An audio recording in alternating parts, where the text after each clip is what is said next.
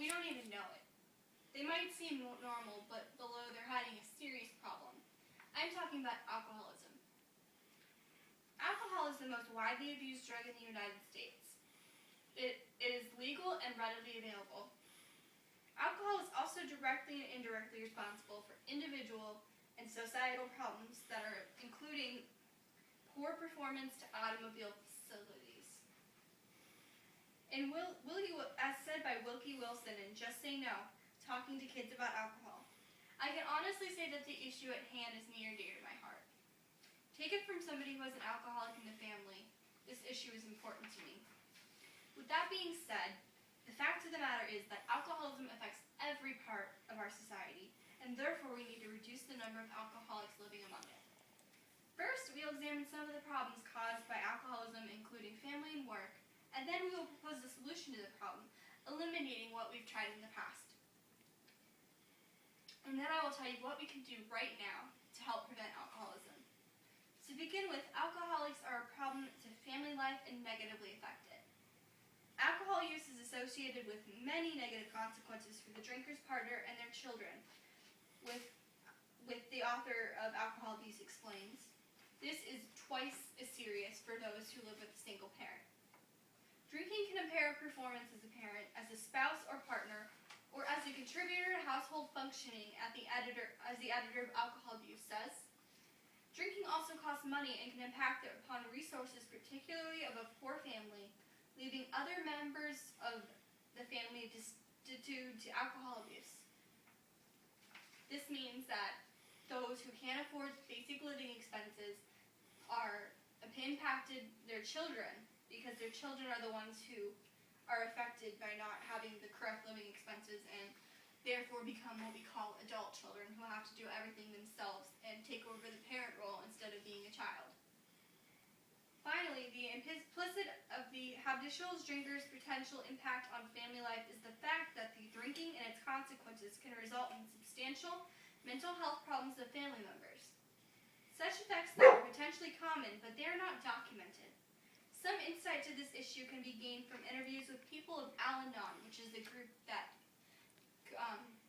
co-works with Alcoholics Anonymous, says the editor of Alcohol Abuse. I find this to be true because I have a couple family members that have undocumented mental health issues, but you can clearly see they have depression, anxiety, and neglect from one person and their alcohol abuse. Alcohol in the workplace is also a major factor. It decreases productivity in alcoholics and their coworkers.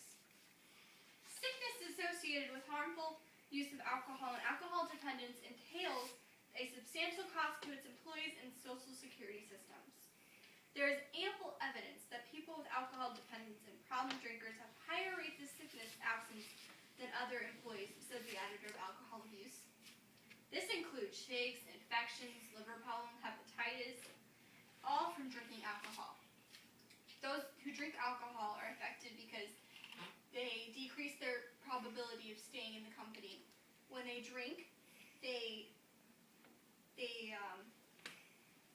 have a factor of the chance to get fired. People with drinking problems were the report found far more likely to get help from their employees, though.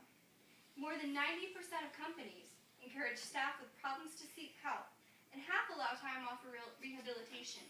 But with it only being half, it is more difficult for those with alcohol problems to truly get the rehabilitation they need.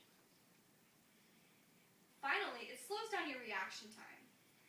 It impairs your decision-making, adds Alina Carr, who coordinates a U.S. Labor Department program to combat workplace alcohol and drug use.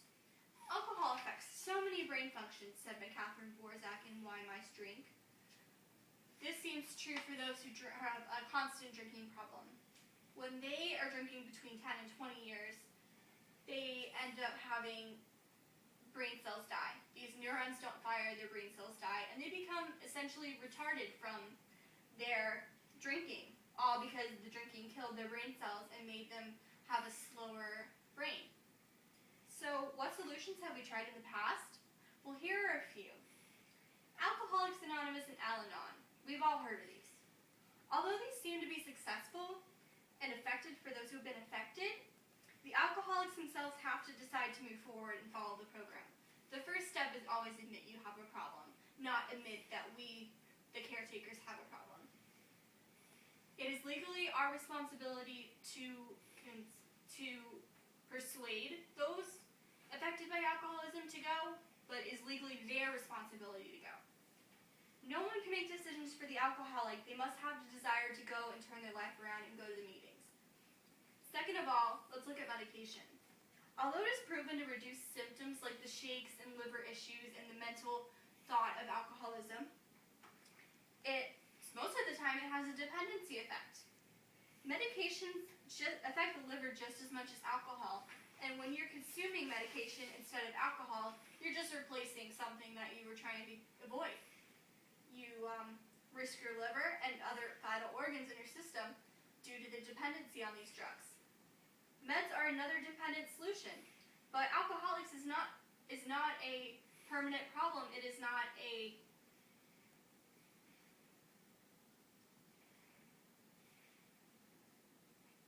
permanent problem. So what is the solution? Working as a community to ban the amount of alcohol is a great place to start. It would have the drawback of others trying to hide liquor, but there should be a ban on the amount a person can consume and purchase in public places. It considers legal interference for intoxication if necessary. Right now, we currently have a DUI, which, believe it or not, you can get up to 4 DUIs before it is considered a legal felony in the United States. Not the first, but the 4th. It should allow government to create mandatory programs for those caught frequently becoming intoxicated. Mike Rupert, an owner of a treatment center in Montana, has said the following: "Those convicted of misdemeanors and most drunken drivers are handled by locally supported city courts."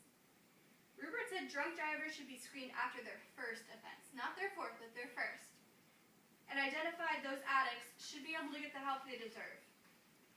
The question is how to pay for it. Taxpayers are not concerned with this, but I believe we should be, because all around us there are people suffering from the effects of alcoholism. So what can we do? First of all, we can take action. Our mayor is Linda Hudson, and our congressional representatives are Debbie Mayfield and Patrick Murphy. You can call them, email them, write to them. They are congressmen, and they can support us in the government, and we can ask them for funding towards treatment programs and more serious on this issue. Second of all, do your part. We all know what this is. Limit your alcohol consumption. Encourage others to do the same. This shouldn't control our lives. And finally, attend support groups. Encourage fighters. As you can see, alcoholism is a problem. We see that it has effects on family and on work. What we do, what will, and what you can do. Let me remind you again of all those people that are affected. What if you were the immediate family? Maybe you are the immediate family. Maybe you're an extended family. Would you see the poverty and destruction one person can cause? Do you want to see the change? Then be the change. Be the people who put their hearts toward this cause. Call Congress and let's get some action before it's too late. Minds and hearts are being broken, including mine. So please help mend them and throw this away for good. Thank you.